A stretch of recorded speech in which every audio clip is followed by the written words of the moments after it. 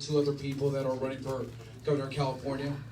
You hear about people on the news that have a lot of money that have been in the political world for a long time that are running.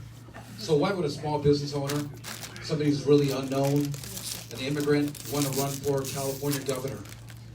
Because I'm sick and tired of the career politicians taking our money and not doing anything with it. I'm tired of paying the highest taxes around the world. California is unlivable almost. And now we have a governor who's faking a recall, saying that it really isn't happening. That's a Republican thing, not a grassroots like it was. And then he's asking you for money, even though he spent $300 per dinner at the French Laundry.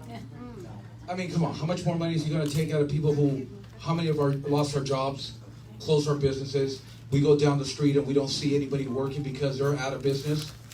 COVID-19 hit everybody in a different manner, but it hit small communities, small businesses, and the lower income communities harder than anybody else. I don't care who you are, and you can't dispute that, because we go down the street and you see a lot of mom and pop shops that are closed. So I was out with business owners, and we were out there, and we were going to county council, and we were asking them, open up our business. Let us be productive. If I can go to Walmart and buy stuff, why can't they come to my boutique here and buy clothes? Oh, because the governor doesn't want it. Oh, we're sorry, it's money again. So for all those reasons, there's a good reason to run for governor of California. I'm a small business owner just like you. I get up every day and I go to work just like you do. California, if you go up and down the street, we can talk about all the problems California has, right?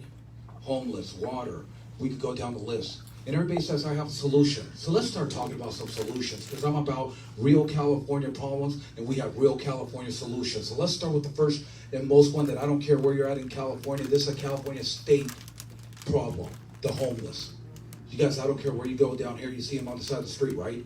Everywhere. 70% of our homeless people have mental health issues. So what are we going to do about that? We're going to go back to 1985. We're going to reverse Ronald Reagan's law about mental health. We're going to help these people get into mental health institutes where they're going to get the help that they need. Okay, next question everybody asks. Where's the money coming from, Diego? Well, we're already spending that money. The difference is that we're putting those monies into counties and different cities. And the money's not trickling down to where it's supposed to be. So the state's going to get involved, and we're going to make sure the money goes straight to mental health, to the homeless people that are there. We're going to give them the help that they need, get them off the street, get them the medication that they need, and put them in a safe place. Because them sleeping on the side of the freeway is not safe for us, it's not safe for them, and there's no way nobody should be living. So that leaves us 30%, right? The other 30%, how many of you guys drive around, or how many of you guys served in the military? Anybody here? First of all, I want to say thank you. Thank you for your service. But what happened to the old military bases that they shut down a few years ago? What happened to the old barracks that are just sitting there? Now here's an idea. We already own that land. Either the state or the county owns that land. How about we get the rest of the homeless people that are in our counties, in our area, we take them there and they help us build the housing. Okay, it's not free. They're going to help us build the housing. Well, how are they going to do that if they don't have trade? Well, California is lacking trade schools in California. So we're going to start with the program with the homeless. We're going to teach them a trade. We need carpenters. We need roofers. We need electricians. We need painters, landscapers. You name it, we need. They're going to help us build their own housing on government land that we already have. So there's a solid solution on our homeless problem. Not hotel, motel, Holiday Inn crap, where they're building their nice meth labs. We're going to have accountability. At these facilities, they're going to have counseling so that we are no longer taking care of alcoholism, drug addictions, and counseling for their mental health to get them back to being a productive member of society. That being said, we have a border problem, and people don't want to talk about this. I had the pleasure of going down to Tijuana and watching the people coming from 9 countries back trying to get to the United States because our so-called president said they had 100 days to get here. That is connected to human trafficking that nobody ever wants to talk about. So it all starts with us opening up our borders. So guess what? We're going to build the wall. We're going to finish it. The wall's going up.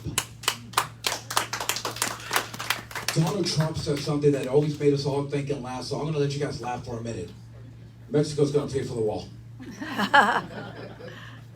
But I'm going to tell you how they're going to pay for the wall, because nobody ever said anything. So I think that the Tijuana governor is going to cut me a check. Not today, but the cartel will. God, everybody got quiet when I said that. Where do you the cartel? Or they will. No, I'm not on the take by the cartel. But every day, every month, there's about $15 million that are taken out of, seized at the border. Where's that money going? Well, where's it going to go? It's for border security. So the more we do, the more border security we're going to have. To where it's of no interest for them to keep crossing the California border. We're going to discourage them. We're going to take their money. We're going to put more border security. We need more people. Their money will pay for it. That's how Mexico in a roundabout way will pay for the wall. It's a roundabout. Makes sense. You know, here's the other catch that we have in California. We talk about water. We have a desalination plant right up the road here that got shut down by Governor Brown. A lot of people don't know that. President Trump signed the federal government's rights to California water out. Gavin Newsom just didn't sign it a follow-up. Every day there's about 19% of our water getting flushed over to the Delta. For a little guppy fish like this that lives on clear water, but we're dumping him in salt water. We don't need to talk about that very much. So we're going to stop that. We're actually going to take the money from the train to nowhere. You guys all heard of that train sitting in front of Bakersfield? Billions of dollars that Dianne Feinstein's people got rich off of it. Well, we're going to stop with that. We're going to cut that funding out. We're going to take that funding, put it back to our water reservations that we need to rebuild, that we need to reinforce our dams. Then we're going to build a reservation where we're going to have 3 years worth of water. So we're going to have 3 years worth of water and savings at all times. So we don't need to worry about a drought because we have the desalination plants that will be creating water. Well, how are we going to pay for all this? Because the money for the train to nowhere can only go so far, right? Who is our neighbor? Arizona? It looks like a desert over there, right? How about Vegas? How long did they say they're going to have water? Now, how about if those two states pay us for the water that we're creating here so we can ship it over there? They'll keep most of our people employed. We talk about employment. And I laughed the other day when somebody said, my boss won't give me a raise. Well, your boss probably can't afford a raise. And if you're working at McDonald's, that's an entry-level job. So what happens? We don't have enough employment in California to actually employ everybody that's here. So what do? We deregulate California right away. That's the first step that we do. We go into California legislation, we said enough's enough. California's a business and we're open for business now. Bring industry back into California. Well, that's great, but if you don't have people who are capable of working, how are we going to do this? I said about trade schools. We're going to bring in trade schools back to California. Apprenticeship programs. We're going to give big corporations a tax cut. Yeah, I said it. Tax cut for big corporations to employ people. That's right. Okay? So if you give an apprentice an opportunity, you'll get a tax break. If you do on-the-job training, if you're a small construction company, a handyman, somebody that can bring in somebody for on-the-job training, guess what? You get a tax cut too. Okay? Trade schools are coming back. They're going to go back into our high schools, junior highs, where our kids coming out of school know something better than to play Xbox. We have got to redo the education system in this state. And if any of you guys are teachers, excuse what I'm going to say next, but you'll all be fired within 10 minutes of me taking office. Because if you don't get your butt to work, I consider that no show, no call, go back home. And the most powerful people out there, they call it the school union, the teachers union. Guess what? I'm going to put them aside just like Ronald Reagan did. I'm going to say, you guys go back to school tomorrow. They're going to look at me and say, oh no, COVID. But you can go teach illegal kids over there face-to-face, and that's okay. Not a problem. I accept your resignation. If you're a school teacher, come get a job. Accountability to the fullest. That's from the bottom to the top. I will have 40 million employers, and each and every single one of you will be my employer. This isn't about special interest groups, because I have one. And I'm going to make sure my special interest group, yes, I have a special interest group. Nobody else will tell you that. I'll make sure that my special interest group gets everything that they're supposed. I'm going to make sure that they have the best living in the state. Because my special interest group is a California taxpayer, nobody else. Because Diego Martinez is not for sale. All right. That means you get all the benefits of me being governor. That means illegal aliens, people who are here undocumented, they'll have an opportunity to get a work permit for 3 years and show the right, to earn the right to be able to get a green card. That means no felonies, no violations, living like law-abiding citizens. I know that sounds like amnesty, but it's not. It's still called work. But we have a problem, and if somebody doesn't fix it, it's going to continue. And having people here illegally or undocumented doesn't help. Having our borders open doesn't help. So what's the next best thing? Because we cannot deport 10 million people. It's not going to happen.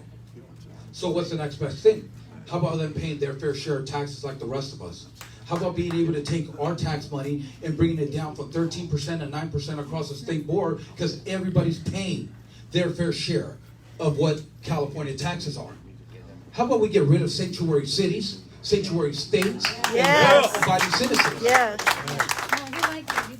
I am an immigrant, and I'm the one saying, I'm going to build a wall. I'm also the one saying, no more sanctuary city. And here's a kicker. No more living free off the California taxpayer, because there's nothing free. Yes. All right. We need term limits on our politicians. Yeah. And we have got to stop voting in career politicians. That means if you did 30 years in Washington and you were a politician, guess what? You're still a career politician. If you've been a mayor and your city was in the dumps, how do I expect you to stand up to Joe Biden to secure our borders, to secure our state, if you couldn't even stand up to Gavin Newsom? Yes. We have issues in California. It's time that we get a real solution. Now, with term limits, my limit's up. You guys have a good day. Diego Martinez, Gobernador.com. Thank you guys. Woo!